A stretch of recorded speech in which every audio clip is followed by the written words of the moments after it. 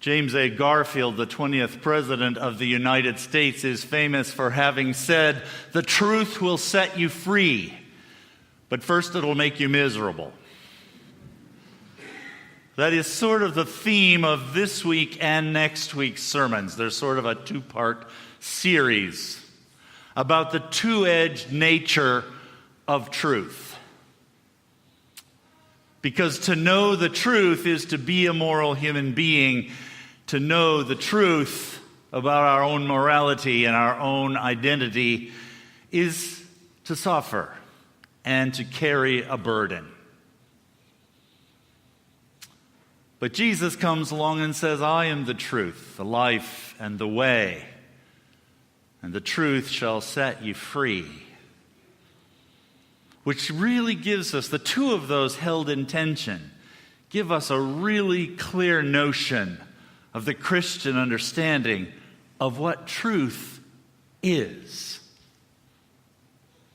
So this morning from the book of Genesis, we heard the bad news. At least I'm hoping you heard the bad news and not just a story that you have heard a gazillion times before and that you have probably rewritten in your head based on what you think it means, which is such a danger with Scripture, especially with the parts that we know really well, and even especially the parts that we love really well, is that we tend to rewrite them as we hear them rather than allowing them to speak to us freshly each time.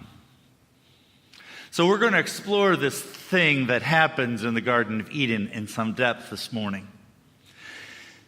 Yesterday, I was driving back here from the wedding in the afternoon, and I finished my novel, and I tuned into NPR, and I heard the tail end of, I think it was Science Friday or Radio Lab or one of those science-y shows that they sometimes have on. And they were interviewing a guy who studies primates.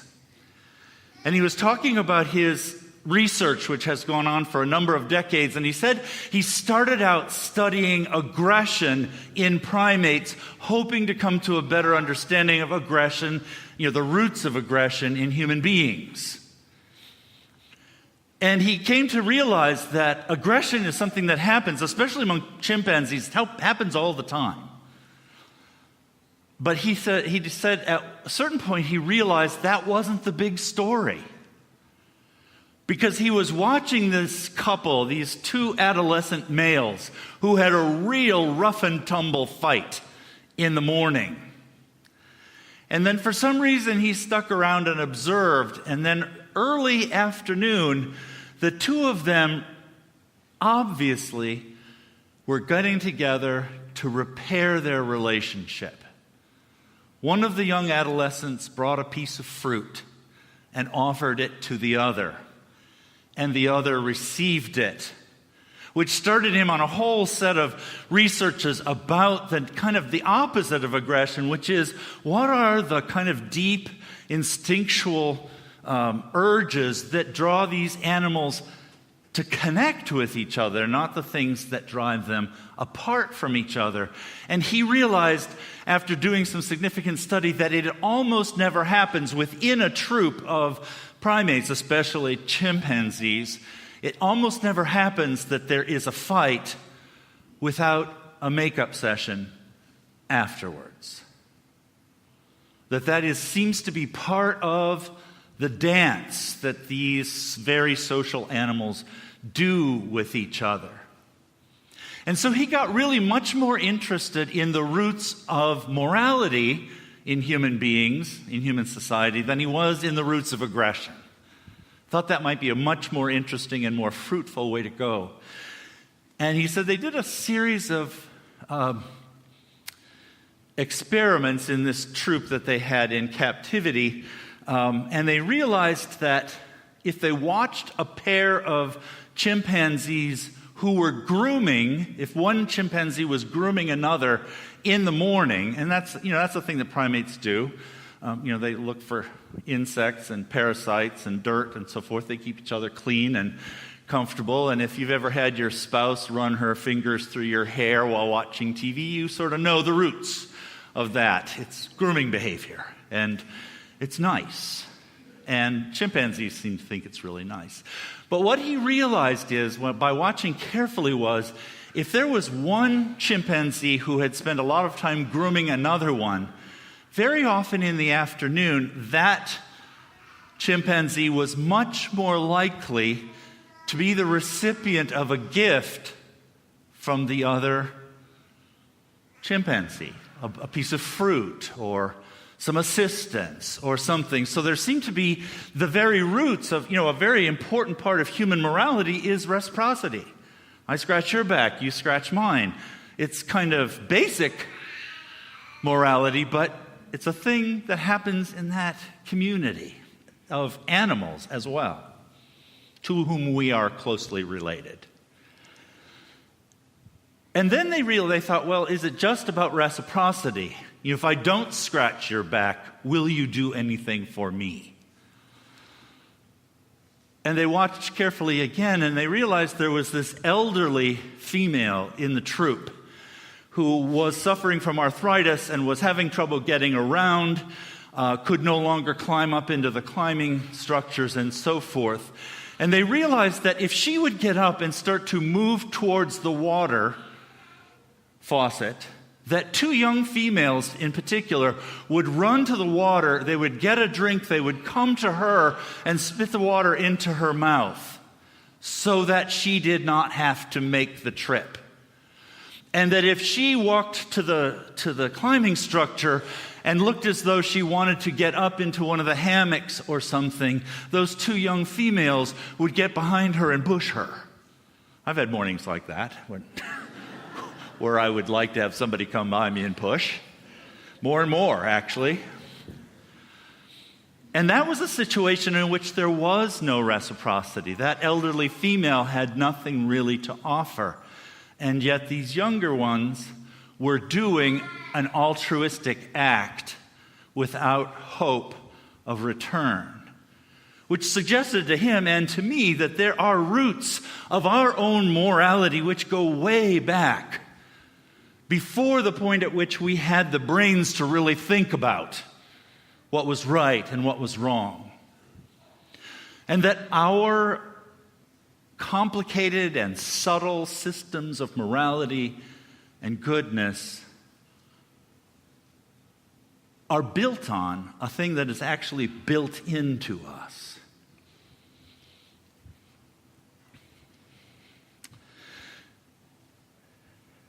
The thing that the chimpanzees don't have and can't do,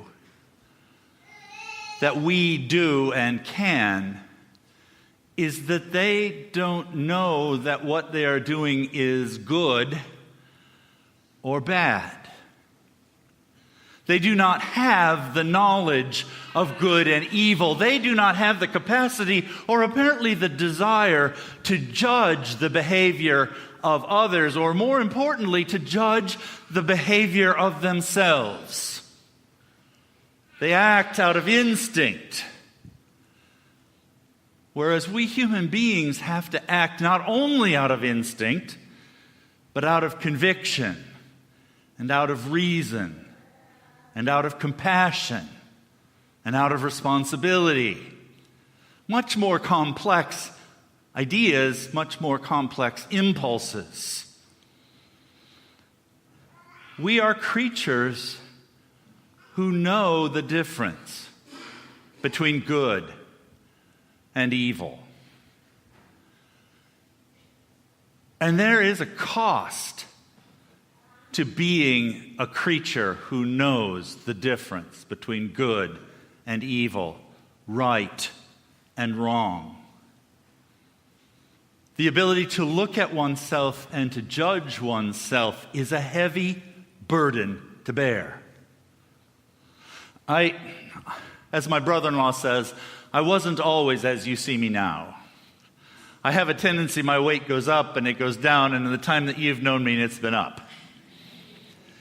And I get to a certain weight and I can't stand going to the department stores because of all the mirrors. Everywhere you turn in the department store, there are mirrors. And I hate them. Because if you even glance at them, you see the truth. Because in my head, I always weigh about 220 pounds. I do not now weigh 220 pounds. I can see the reality. It's a reality I do not want to see. It makes me unhappy. The ability to see what we are and to compare it to what we ought to be is a burden. And now my relationship with mirrors is even more complex. Because in the morning, I go in and I look in the bathroom window, in the bathroom mirror, the window, right, for sure. The bathroom mirror, and instead of this 24-year-old guy looking back at me, with blonde hair and a reddish beard, it's this old guy. Who the heck is he? Because in my head, my self-image is, I am still 25. And my body is telling you all this terrible lie about me, which is that I'm 62. Only, I'm honest with myself. I'm self-reflective. I'm able to compare the reality of myself with the story I'd like to tell myself. The truth is a burden. I'm 61. And at my birthday party, they gave me these 2 giant, delicious cupcakes, and they had a candle of 6 and a candle of 1, and they put them down in front of me, and the first thing I did was pluck up the 1, pluck up the 6, and switch them. But the reality is I'll never be 16 again. I hate you. I don't hate you. Knowing the truth about ourselves is a burden. I told you a few months ago, I told you the story of the worst thing I think I've ever done in my life to another human being. And I told you that I both hate that memory and I treasure that memory because it is a mirror. It is a reminder that I am the person who could have done that thing. I am the person who did that thing, and I will always be the person who did that thing. I hate that. But I'm grateful that I have something I can look at to remind me of who I really am. The truth is a burden.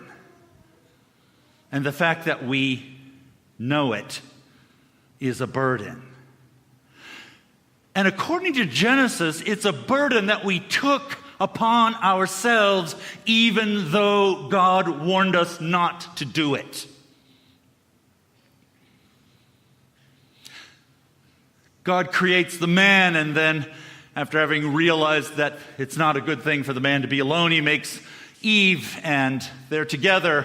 And the last thing they said, that the last line before what I read, before what Bev read this morning, is the man and the woman were naked, and they were not ashamed. They were not ashamed to be seen. And the biblical writers are not stupid, and they're not, you would tend to think of them as being kind of naive, and, because they lived thousands of years ago, so how could they know as much as us, right? But they're not. They're acute observers of the human condition. They know that this is not just about nakedness of the body, this is about nakedness of the soul. They are naked in each other's presence. They're naked in the presence of God. That means they can see everything about each other, and God can see everything about them, and they're not ashamed. The mirror doesn't hurt. And the thing that changes that from the point when later in the story when Adam says, I heard you were in the garden and I hid because I was naked and I was ashamed. And the thing that changes that is the thing that the two of them have done. And the thing that they have done is eat of the fruit of the knowledge of good and evil. All through history, we've tried to figure out what was that apple? What does it represent? And sex is the thing that often gets landed on as being what the apple is all about. And that's just nonsense. The story tells you what this is about. It's about the tree of the knowledge of good and evil. If you eat of it, you become a moral creature. Adam and Eve are incapable of sin because they don't know what's good and what's evil. And God tries to keep them that way. But they won't listen. And here's the thing that tips the scale. The serpent comes and says, "So, did God say there was anything you couldn't do?" And she said, "Oh, we can do anything. We can eat anything. And there's all of this food in this garden. There's everything we need. The only thing we can't do is eat of the tree of the knowledge of good and evil. Because if we do, we'll die." That's what God says. And then the serpent says, "You're not going to die. The only reason God told you that was because he knew that if you ate of the tree of the knowledge of good and evil, that you would be like him." And so suddenly it was okay. Eve takes the apple and she eats. And apparently Adam is right there because there's no pause. And then she walked over and found Adam. He's right there. He's listening to the snake. He's looking at her. She hands him an apple and he eats it. This whole traditional notion that Eve is the source of evil, the woman is the source of evil, and that the man is the innocent who Eve has led astray, that's just nonsense. Adam is right there. He knows what's going on. She hands him the apple. He eats. And then they both look at themselves and see that they are naked and they are ashamed. This story is about the moment when human beings become moral creatures, capable of deciding between good and evil. And the primary sin of Eden is not disobedience, which is another thing the tradition has said. It's not disobedience, it's idolatry. It's not that they did what they were told not to do. That's a story for babies. We're grown-ups. The sin of Eden is idolatry. The snake offers them the opportunity to be God instead of be in relationship to God. And they say without any hesitation, "Give me some." And that, as I say every Communion Sunday, is the root of every suffering that we have as human beings, is our desire to claim the throne of God at the center of the garden, at the center of our lives. We can either be God, or we can serve and enjoy God forever, which is the first question of the Westminster Confession. What is the chief end of man? To glorify God and enjoy him forever. That's what we are called to. That's what we were created for. But we can neither glorify God nor enjoy God if we are God. It's a choice. And it's a choice that God gave them, because he knew that partly that choice is part of what it means to be a human being in relationship to God, is to choose to be in relationship to God rather than to be God. He offers them the choice, they make it, and then everything that happens after that is more of a consequence than a punishment. The fact that we can no longer live in the garden. Everything that was available to us there is no longer available to us because we have chosen to be God rather than to be creatures of God. And the burden that they carry as they leave the garden, those two, and probably the snake trailing along behind at a safe distance because he figures those two are probably pretty mad at him. As they leave the garden, that the burden they carry is that they now know who they are. They now know how little they are, how broken they are. And we human beings have been discovering that pretty much throughout our history. And we have been faced with, it's not just a choice that Adam and Eve made, and poor us, we're cursed by the stuff that we had no choice about because Adam and Eve broke the rules. No, it's a choice that we continually want to make. It's one that we are continually forcing ourselves to make. The decision whether we will be the servants of a loving God, allowing Him to be God in our lives, or to try to be God ourselves.